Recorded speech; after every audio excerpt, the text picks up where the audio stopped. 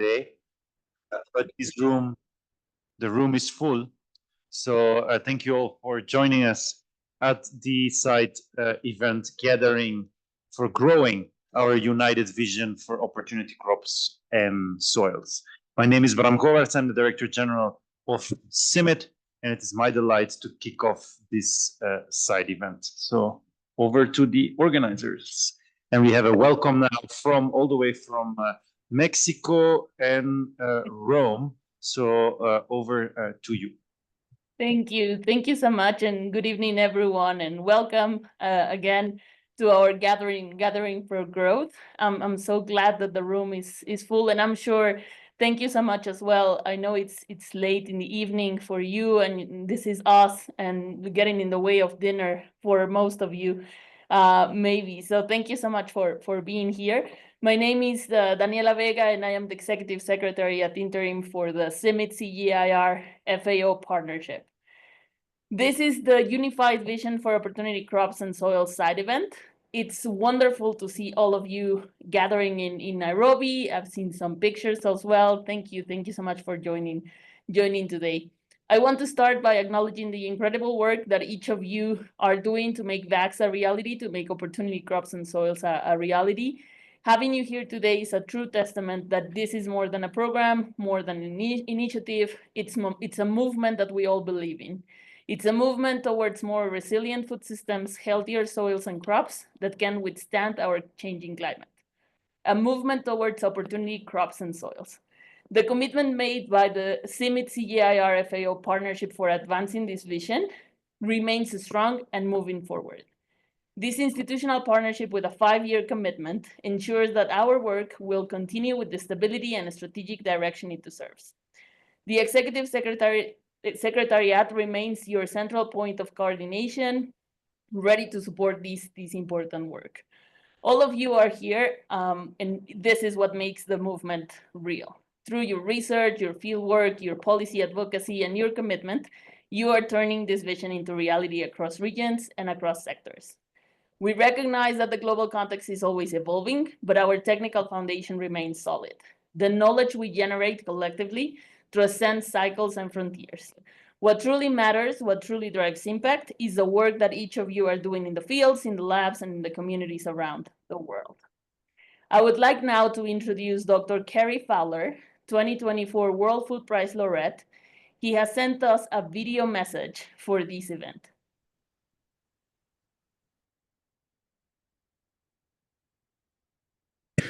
Hello. Well, I'm coming to you today from my farm in upstate New York, where it is dark, cold, dreary, totally miserable day. But I'm enormously encouraged by the fact that you're getting together in Nairobi to talk about the future of VACS. I'll spend just a couple of minutes talking about the past of VACS, because I think that's important to where we go from here. As you know, VACS is just 2 years old, a little bit more than 2 years old, and it was co-sponsored in the beginning by the African Union and the Food and Agriculture Organization of the UN, FAO. But it was quickly embraced by the CGIAR and IFAD and a lot of others. And to date, I think 10 countries have put money on the table. A number of private sector companies have either put money or in-kind services on the table, and a number of NGOs have participated as well. We have a VACS Champions program that includes dozens of NGOs and companies. We have a community of practice that literally includes hundreds of people. And of course, there's this absolutely historic partnership between FAO and the CGIAR. Having been a former staff member of both FAO and the CGIAR, that particular partnership really does make me proud. So VACS has been built on great work of different individuals and organizations over time. Many scientists and organizations have of course been promoting good soil practices, soil health, and crop adaptation, and even what we used to call neglected and minor underutilized crops, and now term opportunity crops. There have been many people that have been working on this in the past. We are not the first, and we don't claim to be the first. But what VACS did, I think, was to aspire to embed these principles of adapted crops and good soil management, not separately, but seamlessly into our thinking and into our approach to agricultural development work. And that's why I've always referred to VACS as an idea or a movement. I think this has created a solid foundation for work ahead of us.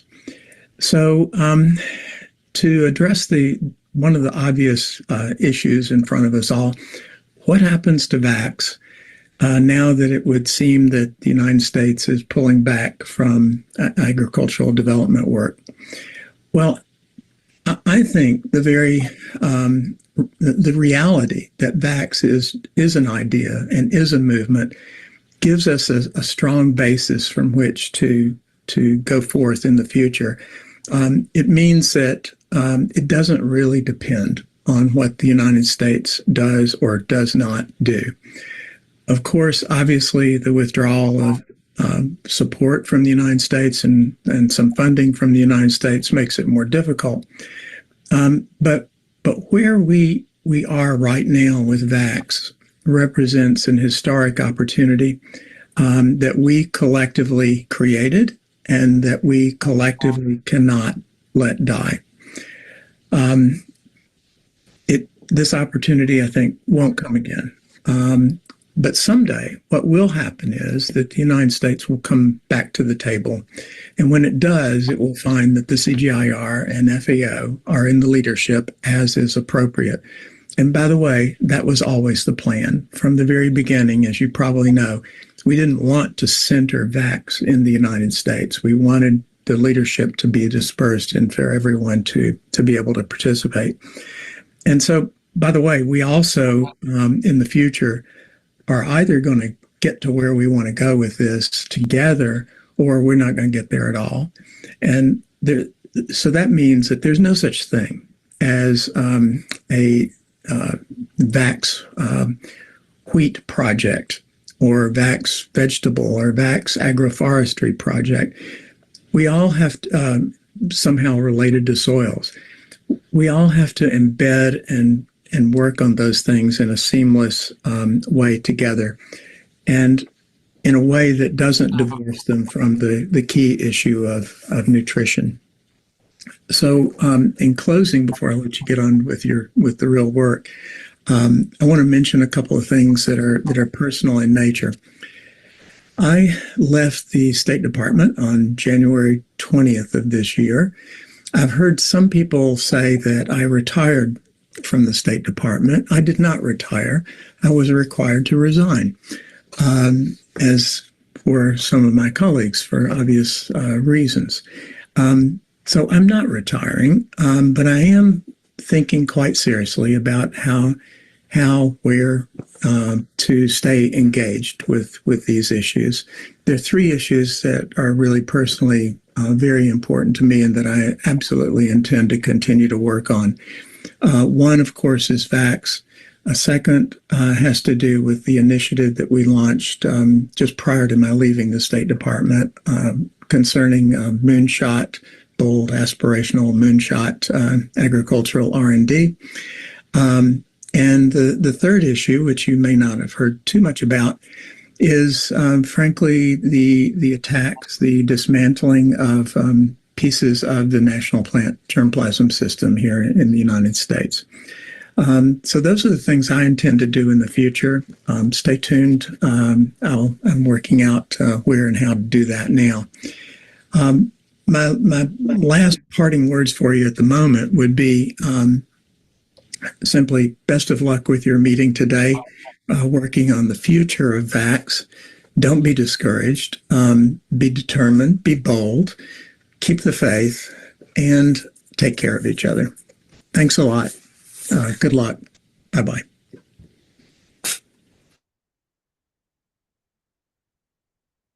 And we will extend the heartfelt claps and remarks that I heard also in the room to Dr. Carey Fowler. I would like now to introduce Máximo Torero. He is the chief economist at FAO for some brief remarks. So Maximo, please. No, thank you very much, Daniela, and thank you, Dr. Fowler, and thank you, Graham, for inviting me. You know, when we decide to start this road with all of you, especially collaborating with the CIR and CIMMYT, we combine our strengths to advance the global VACS vision and expanding its impacts across a wide range of public and private stakeholders. And this partnership brings, I think, a huge comparative advantages between what FAO can do, what CGIAR can do, what the private sector can do, and others. Because today we need to accelerate the process of investing in agricultural research and innovation, and especially enabling policies to make this happen. And technology and smart policies drive productivity growth and will be essentially to transform the agri-food system. However, the over-reliance on few staple crops makes us vulnerable, especially as extreme weather events will increase in frequency and intensity. And that's where VACS, I think, and opportunity crops play a crucial role, because we are promoting opportunity crops, and these crops, through underfunded in research, are highly nutritious, adaptable to local conditions, and often grown by women, contributing to both household and nutrition and economic security.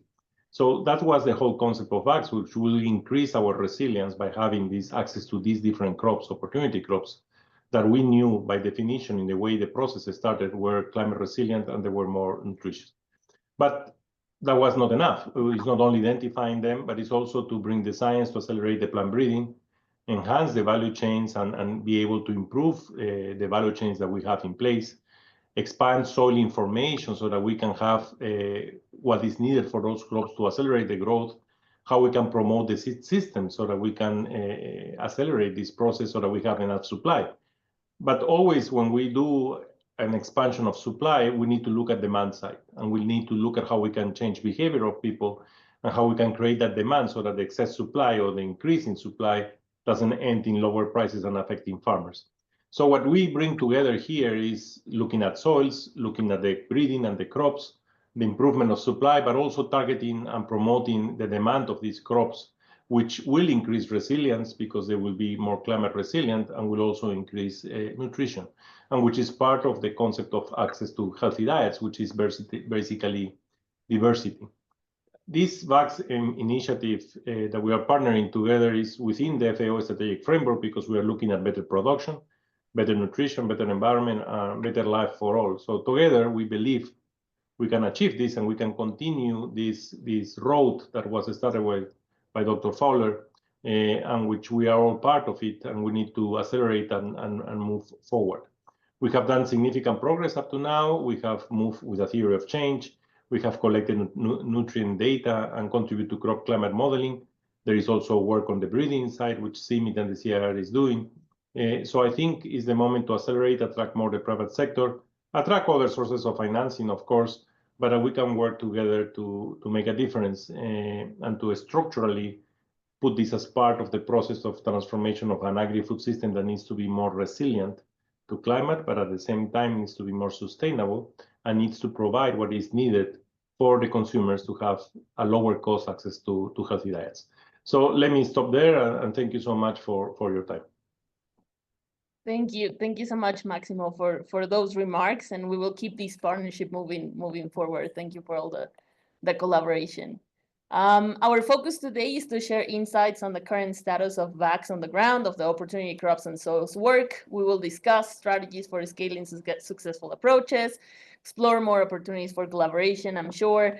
And we have prepared an agenda for you that includes two main sections. The first one will feature brief overviews on the three main areas of the VACS theory of change. That's soil, seeds, and productivity, policy, investment, and capacity, and finally, market and consumer demand. We will then have a panel of experts that will discuss the challenges and opportunities moving forward. I invite you all to stay engaged, to continue sharing your insights, keep the movement advancing, and let's make this vision a reality. Thank you for all of your dedication, and I would like now to hand it over to Prasanna Budapalli, who is CIMMYT's distinguished scientist. He's also the regional director for CIMMYT in Asia, and the CGIAR technical lead for opportunity crops and soils, who will moderate the session from here. Thank you, and over to you, dear Prasanna. Thank you, Daniela. Let's give a big hand to Daniela for conducting that session. Friends, we have some very eminent experts who are going to speak on different aspects of VACS. Our first speaker will be Dr. Kevin Pixley, who is the director of, Kevin, can you come here? Director of Dryland Crops Program of CIMMYT. Kevin leads the CIMMYT's work on diversifying the cropping systems using dryland crops to improve climate resilience, nutrition, as well as farmers' livelihoods. He has a lot of experience at CIMMYT heading different programs. He was a maize scientist, then went on to lead the genetic resources program, and now he's the dryland crops program. He is coordinating the VACS breeding project in collaboration with an array of CGIAR institutions as well as national partners, and he's bridging the breeding work with the seed systems and other food systems innovations. Kevin, over to you. Thanks, Prasanna. Thanks, colleagues. It's my pleasure to tell you a little bit about the team that's working on VACS breeding. And I know some of my colleagues from VACS breeding are here. So if any of you would like to stand up, I invite you to stand up and stretch. But I know that there's at least anybody from Bambara Nut here. Nobody from, yes, there is somebody from Bambara Nut. Right. So does anybody know what Bambara Nuts are? Okay, let's have the slides, please. So in one of the first premises of VACS breeding is that we're going to work with the NARS colleagues, and we're focusing initially on Africa. So as you'll see in a moment, we have 7 crops that we're working on. And for each of those, we have a technical lead institution and we have numerous partner institutions. 5 of our crops are technically led by what we call advanced research institutions. That includes ICRISAT, CIMMYT, IITA, it includes World Veg. And 2 of the crops are led by national programs, one of them being the NRCRI of Nigeria for taro, and the other one being, which one is the other one? I forgot just now. But anyway, we have, okay, it should be on my slide now. Thank you very much. Sesame, which is being led by TARI in Tanzania. So these are the 7 crops that you can see on the bottom of the screen. We have bambara, we have finger millet, we have sesame, we have pigeon pea, we have okra, we have amaranth, and we have taro. Let's go to the next slide, please. The last meeting we held together, we voted, we really wrestled with coming up with mission and vision statements for VACS breeding. You can see the unanimous consensus here. The mission is to create collaborative, state-of-the-art, this is important for our upcoming slide, state-of-the-art, impactful, and sustainable improvement programs for opportunity crops in Africa. And our vision is healthier lives and improved livelihoods for farmers through opportunity crops. And I should know this by memory, right? So you can take 1 point off of my score. Okay, next slide, please. We have several already early success stories. I can't read them, and so you probably can't either, but we had wonderful one on VACS finger millet breeding, sesame breeding, amaranth breeding, 1 for each, including the enabling unit. And the enabling unit includes a very large socioeconomics team, which is helping us to validate on the ground that what used to be orphan crops truly are opportunity crops. Let's not be naive. Some of them maybe were orphaned because they didn't have such wonderful opportunities to offer. But we do believe most, if not all of these, have opportunities, and our socioeconomist team is helping us to validate that. Let's go to the next slide. I want you to just understand that this is a very serious effort. In our last meeting, every one of the 7 crops developed, if you recognize at the top, if you're a breeder and you work with Accelerated Breeding Initiative, you'll see the stages of a breeding pipeline. Every one of the teams developed a work plan for 2025, what they're going to do within each stage for each of about 15 different categories, including things like seed increase, phenotyping strategy, genotyping strategy, data analytics and analysis. And we have detailed plans for these that are available on our shared website. Next slide, please. Modernizing, I told you, state of the art. We are developing, each of the crops decided what was their priority. Did they need to improve their genomics, use of genomics? Did they need to improve on trait discovery? Did they need precision phenotyping, perhaps with drones? All of it targeting the breeder's equation and making more effective and more efficient breeding programs. Last slide is the team that's making it happen. This is just a small subset. We must have over 100 scientists working with us on VACS breeding. Each of them were enthusiastically leading these teams with a very solid plan and with success in mind. So thank you, and back over to Prasanna.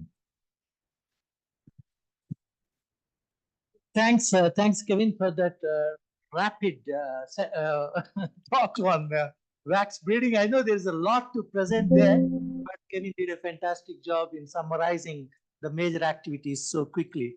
Our next two speakers will give a brief overview of policy investment and capacity.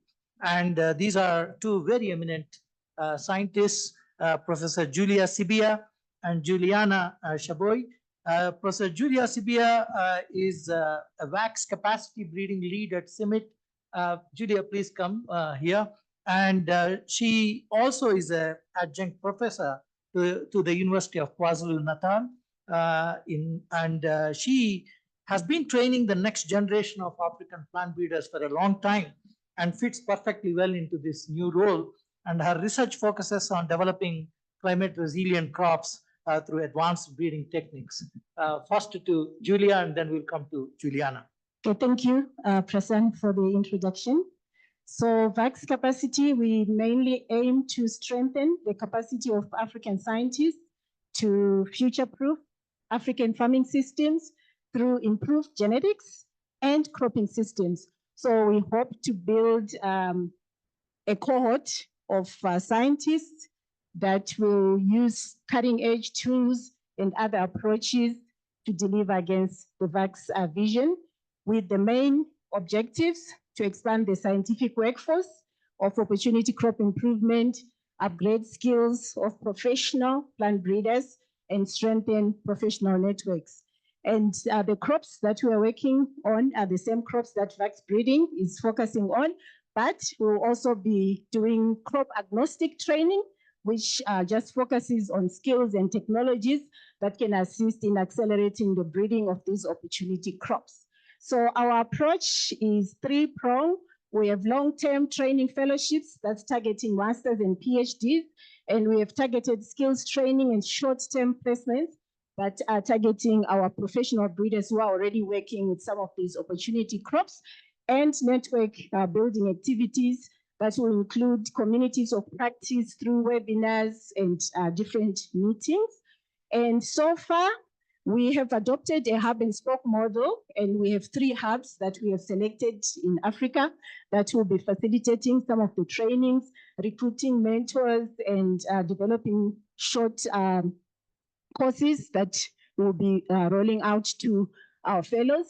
So the 3 hubs are WAKI, IITA, and Baker Erie, and we have 2 US-based support entities that will be supporting our fellows as well as the hubs.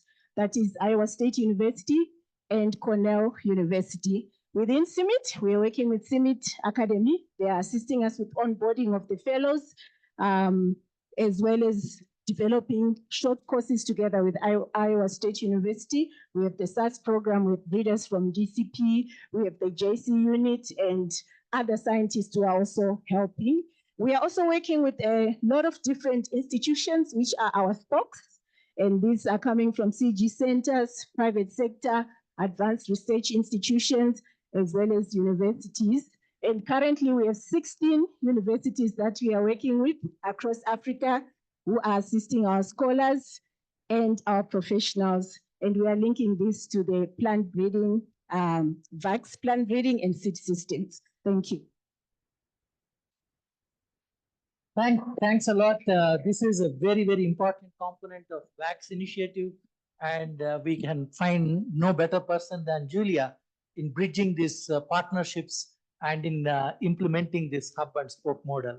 Our next speaker will be Dr. Juliana Chaboy. She is the lecturer at the University of Nairobi. Dr. Chaboy is the plant breeder and biotechnology expert, specializing on PGNP improvement. She works to develop varieties that are resistant to major diseases affecting food security in East Africa. Chaboy, over to you. Thank you for that great introduction. It is a privilege and honor to be part of this fraternity, the VACS Fellowship. My research focus is on PGNP which is one of the opportunity crop, basically because of its nutritional value and resilience to drought. With these qualities, it is one of the vital food and nutrition security crop. Within this project, I'm aiming to explore on genomic tools and other bioinformatics techniques that can help to identify and select potential traits that can be utilized to accelerate breeding in pigeon pea so that we can develop varieties that are resilient and can foster food nutrition security. I have the confidence that through this fellowship, we are able to get mentorship and collaborative platform that can enhance us, contribute towards achieving the objective. Thank you. That's a very brief but important overview of the work that you are undertaking. We have next an expert from private sector, Irene Mugi. Irene Mugi is a very close friend and an excellent partner under the seed systems which I lead under the VACS crops in 6 countries in sub-Saharan Africa. Irene is the Vice President of Programs in the Seed Systems Group for Eastern and Southern Africa. She leads the initiatives to enhance seed systems work across ESA, focusing on delivering improved varieties to the smallholder farmers, as well as stimulating demand. And with a background in plant breeding and agricultural extension, Irene is truly dedicated to increasing crop yields and food security in the region. Very passionate colleague. Please give her a big hand. Thank you. Thank you so much. Thank you, Prasanna. And I am honored today to do this presentation. I represent broad teams from CIMMYT, led by Prasanna, and another broad team from Seed Systems Group, led by Joe DeVries. So we've been implementing the VACS Seed Systems Initiative, working closely with all the other VACS initiatives. Now at Seed Systems, the initiative, we are taking it to the farmer. So our VACS Seed System Initiative aims to, I think my slides just refused to come up, but let's continue. So the VACS Seed System Initiative aims to create awareness and a sustainable access of the climate resilient varieties of the new opportunity crops to the farmers, aiming at diversifying the production for our smallholder farmers and improve the nutrition and soil health. We are focusing also on that. So this is a project implemented across 6 countries, with CIMMYT directly overseeing implementation in Malawi, Tanzania, and Zambia, and Seed Systems Group implementing directly in Kenya, Ghana, and Senegal. We're focusing on 6 crops: mung bean, cowpea, amaranth, pigeon pea, finger millet, and palm millet. So the VACS Seed System activity adopts a public-private producer-driven model for improved seed supply. Since its inception in January 2024, we hit the ground running by starting with putting together partners. So we have a total of over 34 partners across the 6 countries. We've worked with the NAS in these countries to produce over 15 metric tons of early generation seed. We've engaged private seed companies to produce certified seed, and we've reached over 74,000 farmers with seed of improved varieties of the opportunity crops, which they did not know before. These farmers have also been trained through the field days, through the demonstration, and we are working to ensure retail supply by working the agro-dealer development system. To create a pool for the seed market, we have worked very closely with the market, commodity market actors, both regional actors and local actors.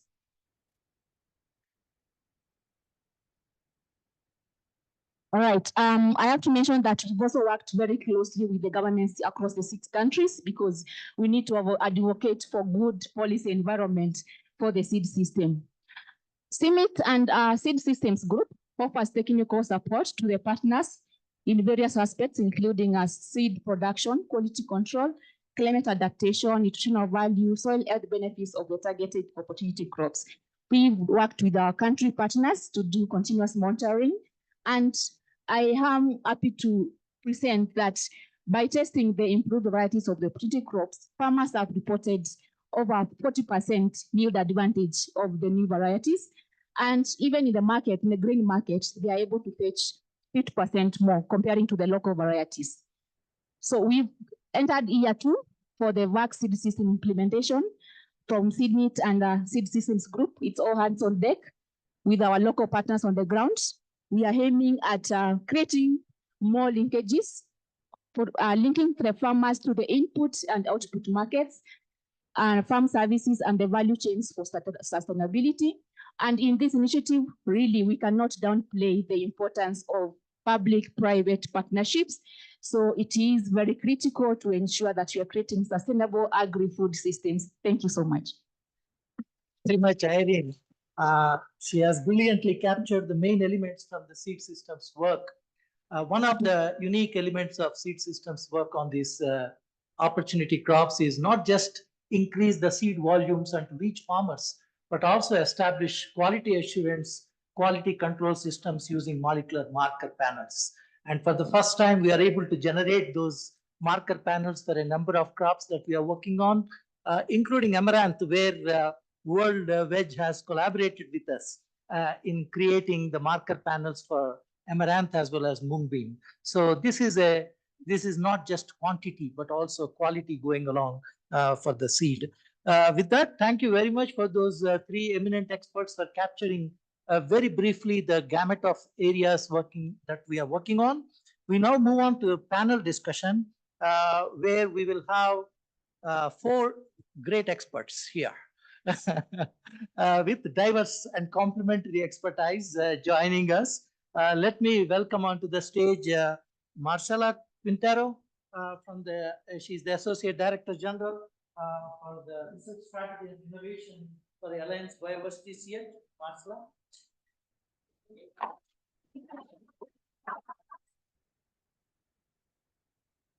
And we have also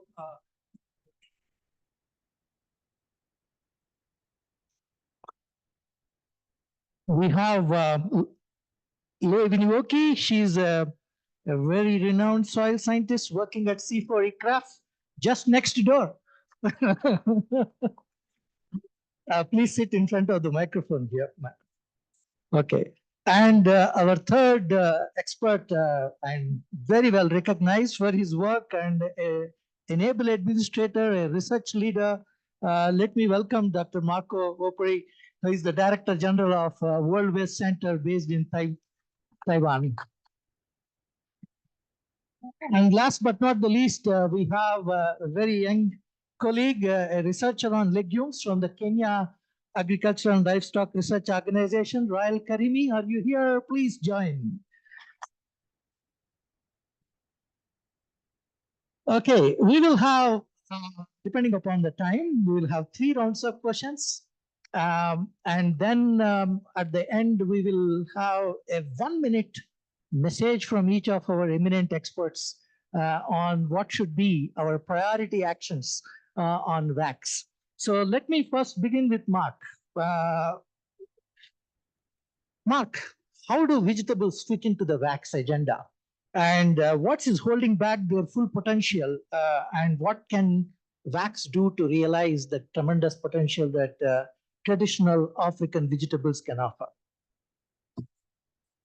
Well, first of all, good evening, everyone. It's a great honor to be on this panel. Thank you so much to the organizers. Thank you also, Bram, for the great partnership. Well, I work for the World Vegetable Center, so I think vegetables fit in VACS, right? I mean, we can stop here. No, kidding. Honestly, I think we have a nice paper developed by Martin van Zonneveld, our head of genetic resources, co-authored by quite a few people here in the audience, I think, looking at forgotten food crops in Africa. And he started with a list, I think, of 138. And then he looked using modeling and extensive data sets for dual wins. So opportunity crops, he called them forgotten food crops that do well in changing climates. He looked to 2070 on the different climate change scenarios and that are very nutritious. So he ended up with 58 of these dual wins opportunity crops and 38 are vegetables. So, but yeah, that's normal because of the enormous diversity of vegetables that are out there, right? So, moreover, I think if you think of resilience for farmers, bringing in vegetables into food systems for farmers, staple food systems is a no-brainer because it opens up more options, quicker paychecks. So bringing in vegetables is naturally good for resilience to any shock, including climate shocks. Okay, what is holding us back? Well, yeah, first of all, I think if you look at funding for research, international research, national research, what's going to vegetables is a trickle, few percent. If you look at international research funding for that, 3-4% maybe if you're lucky. Whereas a plate on a daily basis should be filled half with vegetables and fruit. So there is a problem there from the outset.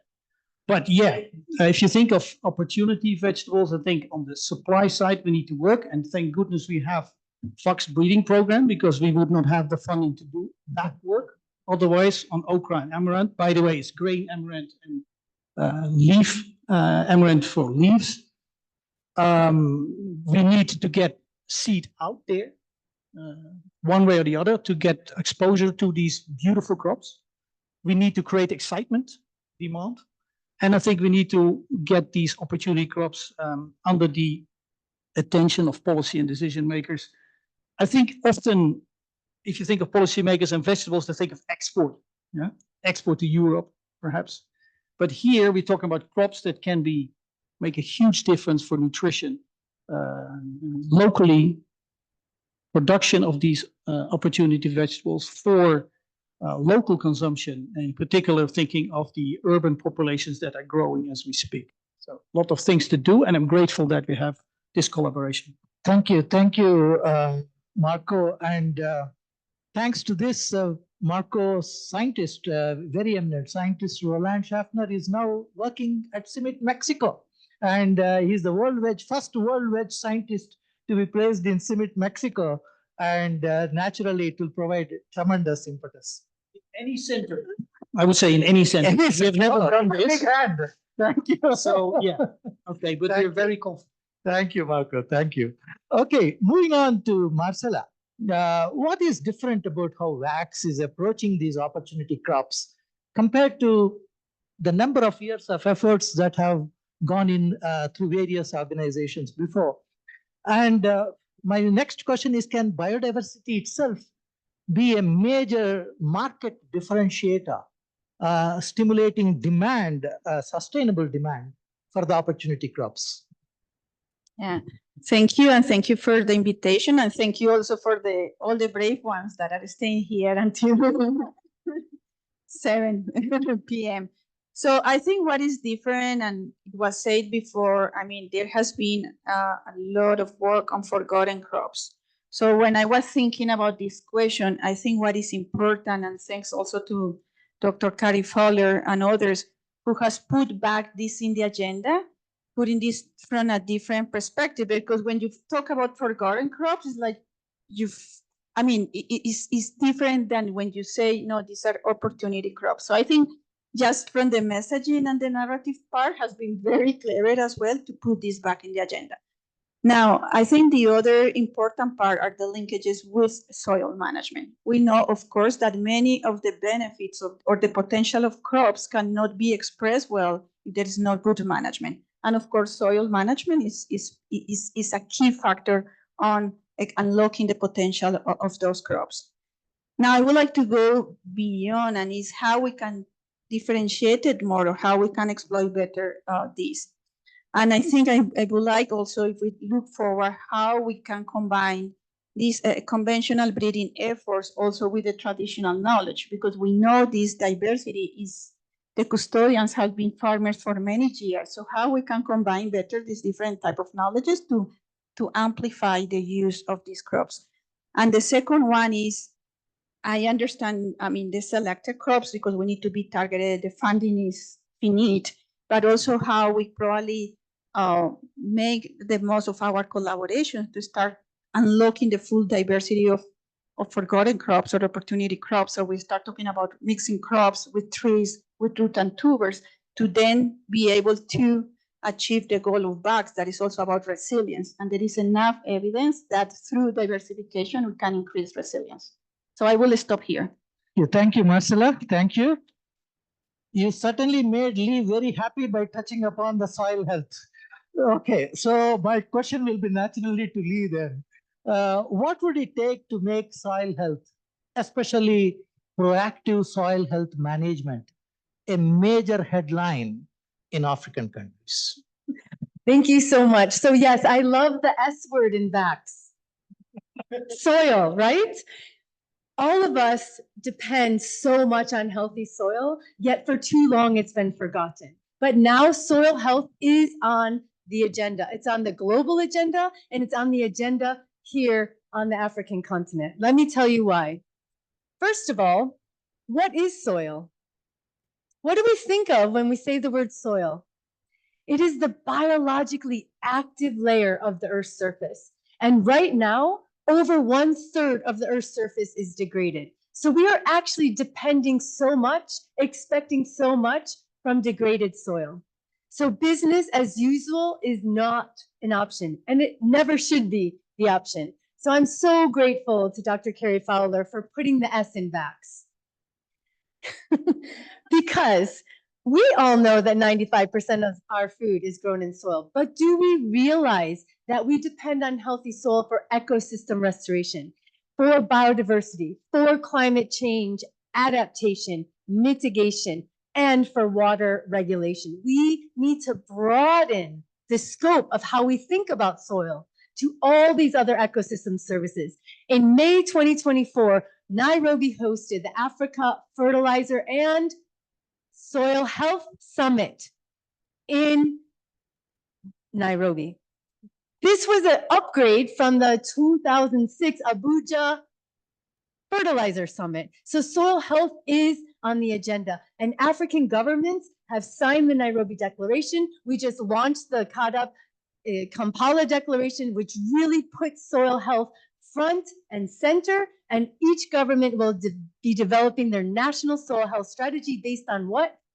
Data. Based on what? Collaboration. So soil health is on the agenda. Give her a big hand. Look at her passion.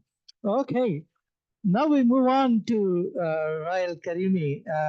Rael, what is Calro's perspective on the vision for adopted crops and soils? And do you think this fits in well with Kenya's agricultural research and development strategy? Thank you for having me here and for bringing us in to be a partner in this initiative. Carlo is very passionate on this opportunity crops. And actually in Kenya, I can see among all the NAS, this is the only organization that works on this opportunity crops. There is no other organization or even commercial seed production, seed company that can do commercialization and the marketing of crops like fallow millet, which are very climate resilient, cowpea, pigeon pea. Actually, we are the first one to do that. And actually, when you come to the agricultural research and development strategy, it is anchored. It is outlined in CARO as a strategic plan 2024-2028, which emphasizes on the promotion of climate resilient crop with the aim of boosting the food security and economic growth. We have generated a lot of climate resilient crops that actually are doing well in the marginal areas that are providing food security and nutrition. And this one is also reflected in our Kenya's constitution, which states that every Kenyan should have access to not only affordable, but nutritional food. So we are doing a lot of, we have developed a lot of varieties that are climate resilient and that are actually doing well in marginal areas and that are, being used to address the micronutrient nutritional cases. Thank you, Rael. And let's give a big hand to Calro for doing wonderful work on a number of opportunity crops and doing enormous impact. And we wish that international funding agencies put in greater resources into the national systems to strengthen their research and development work on opportunity crops.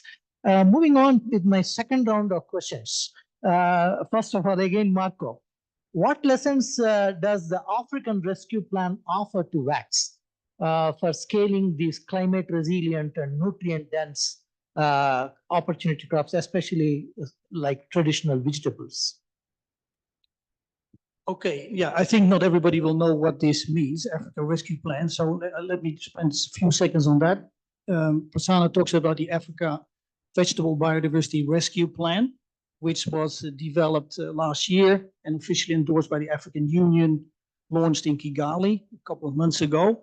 And this is all about the urgent need to rescue before it's too late vegetable biodiversity of these opportunity vegetables that are out there in the field. This was part of the Taiwan Africa Vegetable Initiative. And this initiative put a lot of effort on scaling. And I think we're very successful in that. Why? I think three things. First is create excitement. Create excitement is extremely important. That's what we did. We started to bring these, I think 9 of these opportunity vegetables, amaranth, cowpea leaves, pumpkin, okra, African nightshade, spider plant, etc., into school gardens and work with farmers around schools to make sure that children get fresh vegetables in their school meal lunches. And so we reached 10,000 kids there, and they now have fresh vegetables in their school meal lunch every day. Moreover, we produced a book, a recipe book. So that's nice if you know how to cook your, not overcook your traditional opportunity vegetables. So there's a recipe book. You can buy that now. We also roam the country. I'm talking about Eswatini, so that's doable. Roam the country with mobile kitchens, 3 mobile kitchens. So that also helped to create excitement. We were, of course, featured on TV, etc. Second is government buy-in. So we had very strong support from the Ministry of Agriculture, who also mobilized Ministry of Education and Ministry of Health. So that's another key thing to do. And the third thing is make sure supply follows. Yeah. Obviously. And that is what we're working on. We worked a lot with seed kits at first, and now we hope to build seed systems around the most promising ones. Thank you. Thank you so much, Marco. Marcela, how do we move beyond the technical fixes to achieve landscape level transformation with the opportunity crops? Yeah, that's a very good question. And I think today we heard very good examples that is beyond the technical fixes, right? It's about the seed supply systems, it's about the participation also of the private sector. So I think, I mean, on the vision itself is implicit the need to bring other landscapes, actors in the landscape, right? To be able to make these crops affordable, accessible. So I think the need is there, and in the vision is quite implicit. The thing is how we develop the platforms to do it, right? So today we saw the example of the seed supply with the private companies, but I think we need also to explore other type of platforms that can help us to link these different actors.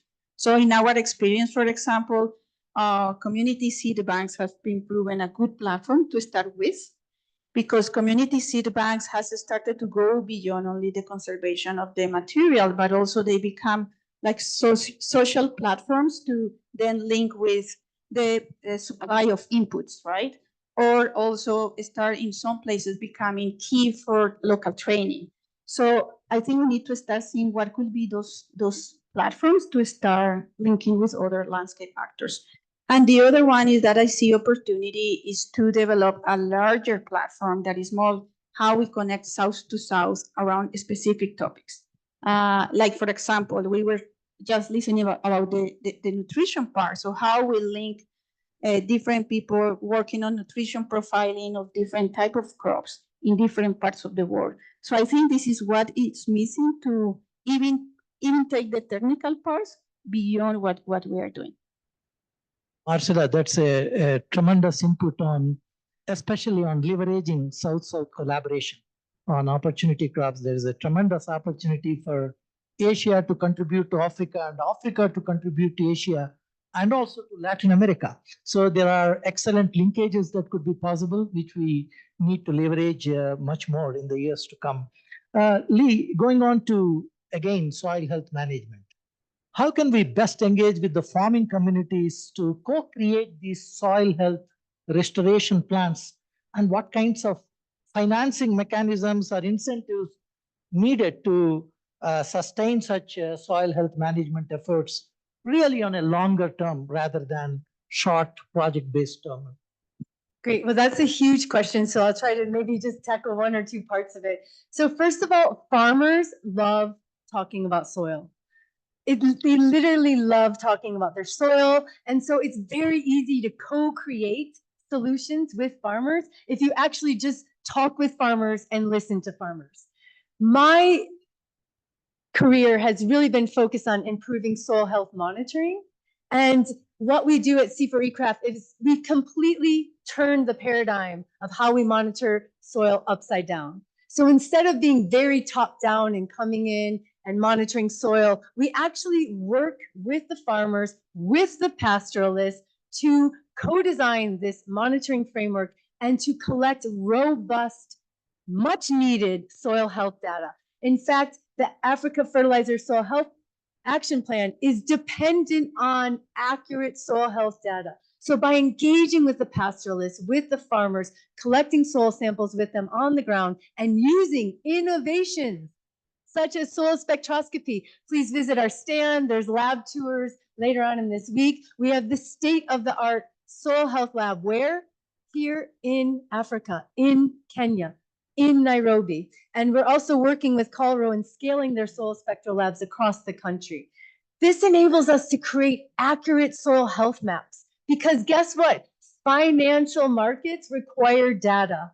They require accurate soil health data. So we are actually de-risking investments in soil health by providing these data and turning this paradigm upside down to make sure farmers are engaged in the data collection, in the interpretation, and then the use of these data.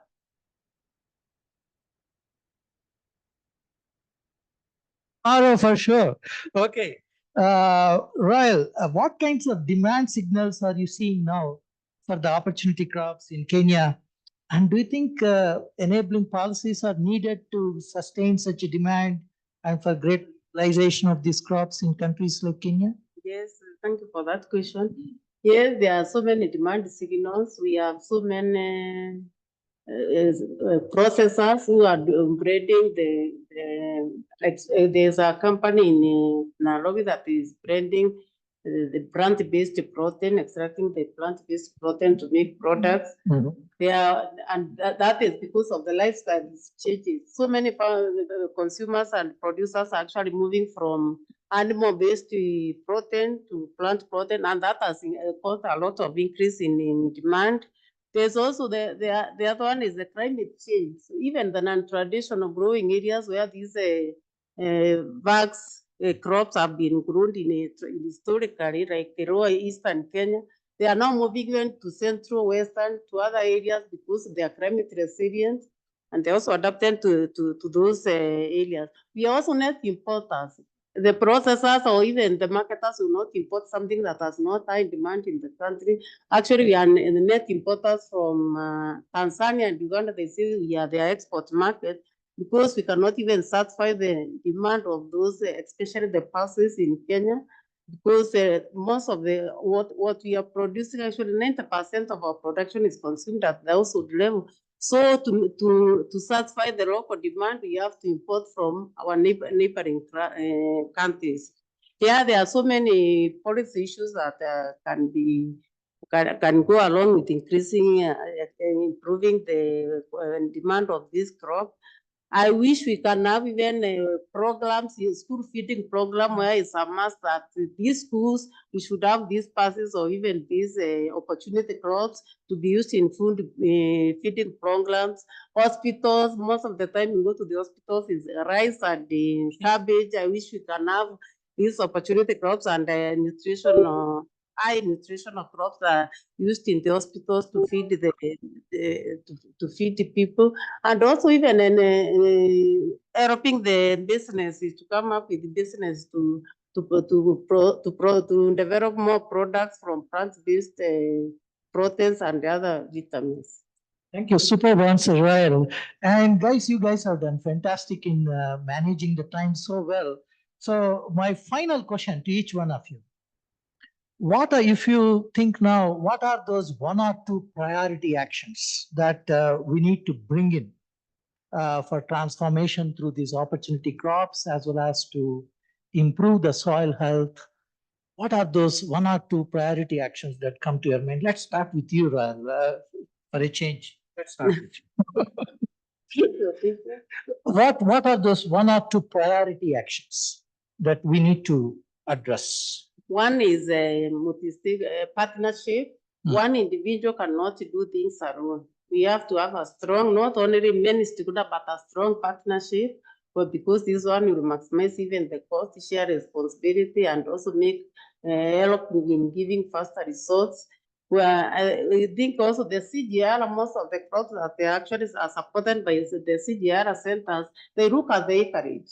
But we have some of these opportunity crops or high value crops where the acreage is very small, but the impact they are making at the community level is very great. So I think even the CGIAR can be able to look at to those other crops that do not have big acreage, but they are making a lot of contribution, especially in terms of food security and even climate resilience. Because there are some that even if the race disappears within a month, you still harvest, but the acreage, when you look at the acreage, is very small compared to these other staple food like maize and wheat and rice.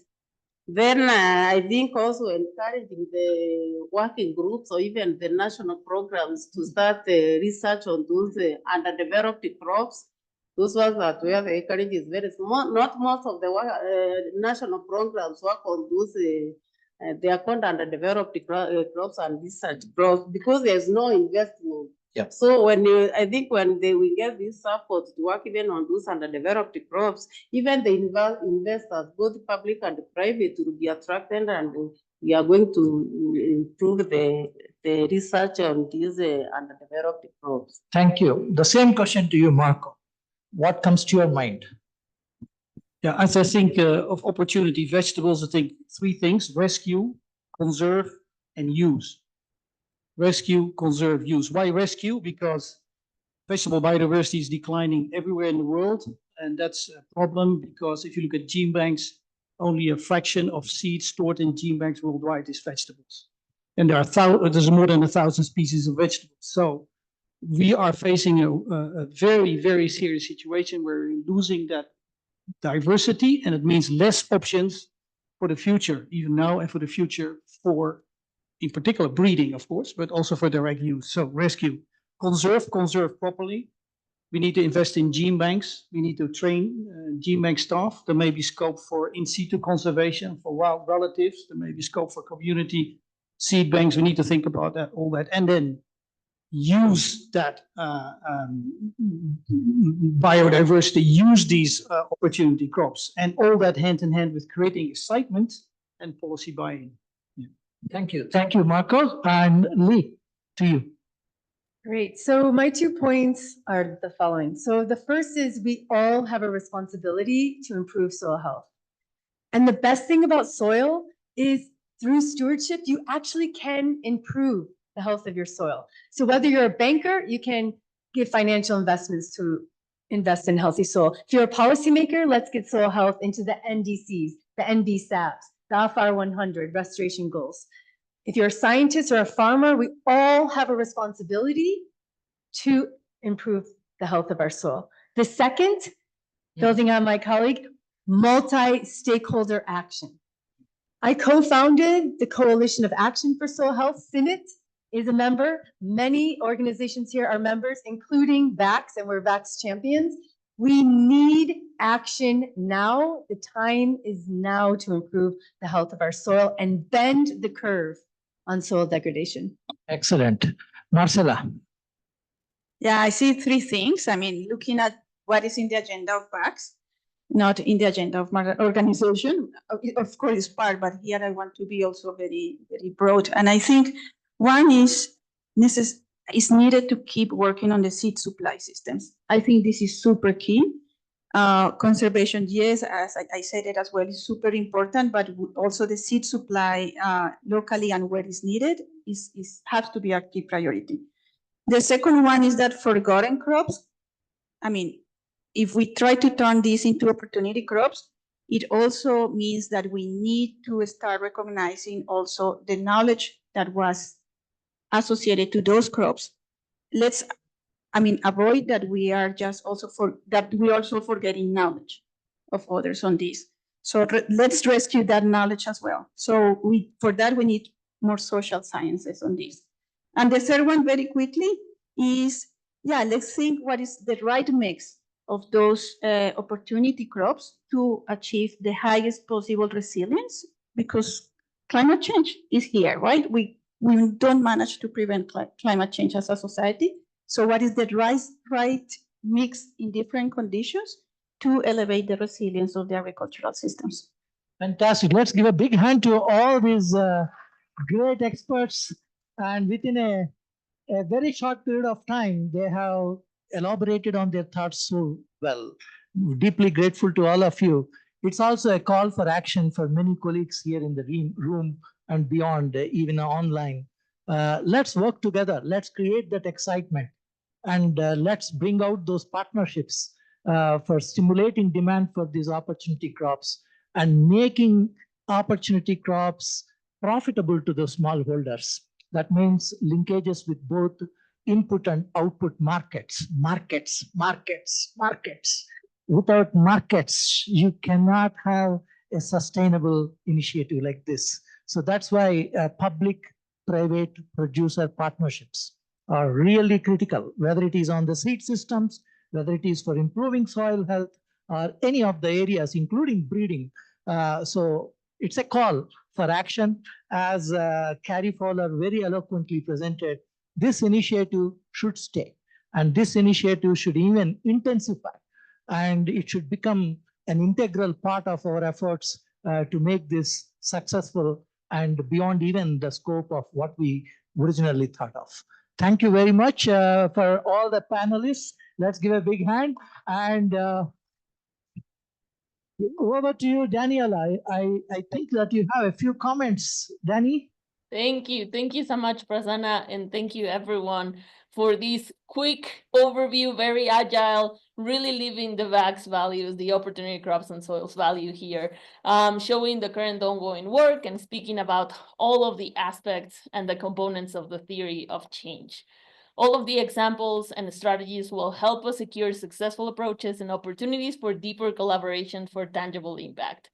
Within the CGIAR, this is a multi-center, multi-donor platform, and more than 10 CGIAR centers and more than 50 partners, as you've heard today, are involved in this vision for opportunity crops and soils movement, and as you can see on the screen. The commitment made by the CIMMYT CGIAR FAO partnership for advancing this vision and opportunity crops and soils remains strong moving forward. And furthermore, together with our implementers group made of Crop Trust, IFAD, FAO, and CGIAR, we received the support from more than 10 different donors. So thank you so much as well to Ireland, Germany, Canada, Japan. All of these other sovereign countries are also very connected through the VACS movement, through this G7 commitment as well. Thank you again so much for making this conversation so rich. And I would like now to hand it back to Dr. Bram Govertz, Director General of CIMMYT, for his closing message. Thank you, and over to you, dear Dr. Bram.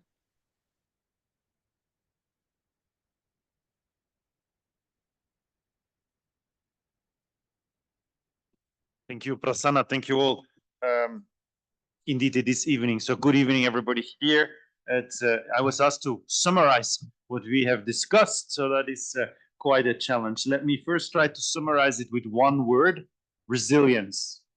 Let's start by the fact you are here. That is showing resilience. So that's definitely the word of the day. But also, of course, resilience of our food systems, resilience of our soil systems. I'm very proud of this partnership. The CGIAR FAO partnership that is housing the Secretariat for what is clearly a big movement. So we came here together to look at our key achievements and milestones and how we have a coordinated vision. And many times I've been asked, why is the CIMMYT DG, why is the CGIAR so invested in opportunity crops, in forgotten African crops? And the answer is very simple. If you want a nutritious, resilient food system, we need crop diversification. If you want soil health, we need crop diversification. If you want healthy diets, you need crop diversification. So any rice system, any wheat system, any maize system, any potato system, we need to go back to those opportunity crops to bring them in.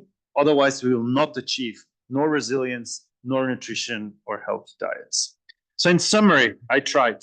First panel, I really think we made a journey from community seed banks, breeding that can unlock the potential for those opportunity crops. Can we open up the research strains that were set up for wheat, for maize, for rice, and can we inject those opportunity crops so they can leapfrog? And I think you saw some examples from Kevin on that. And of course, when we did that, the seed systems need to work. Somebody said the seeds need to simply get out. So that is the seed system that need to work. And then markets, and I think you said one more time, markets. So that is public-private partnerships. That is the demand creation.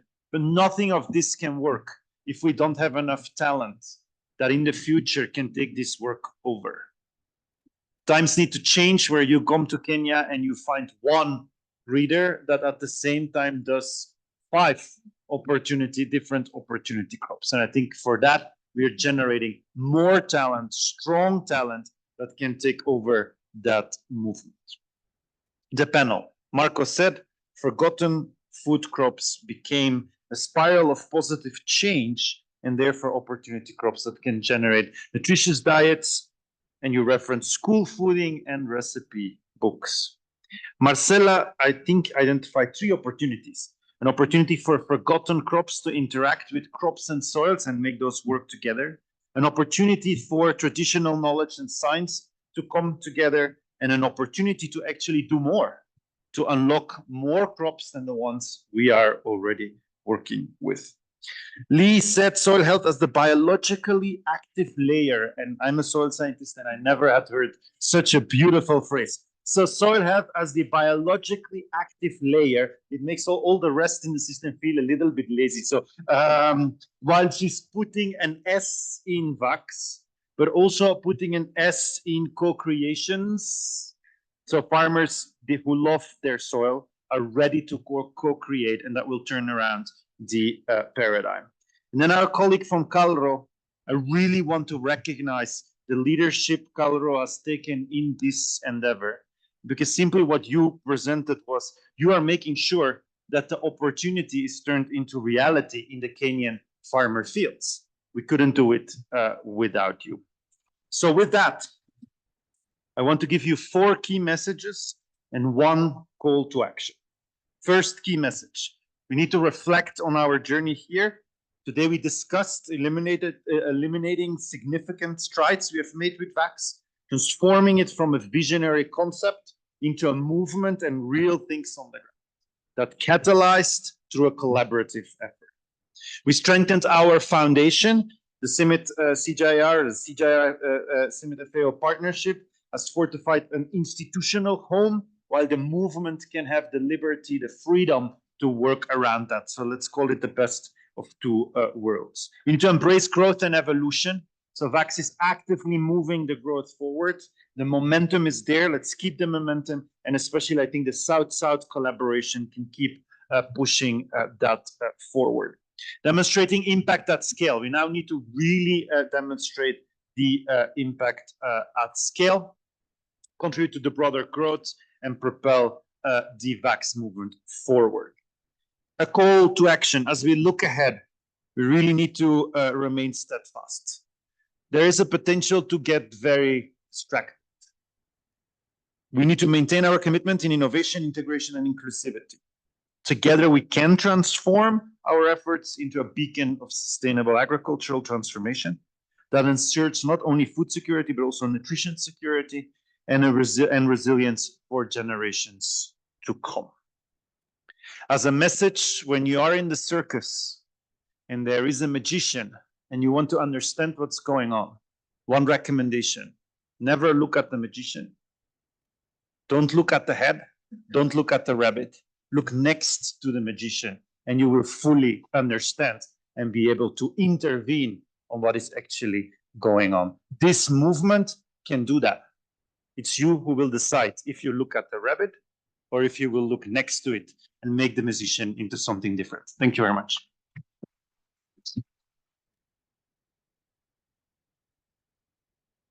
Bram, at CIMMYT, I'm always interested with Bram's anecdotes and analogies.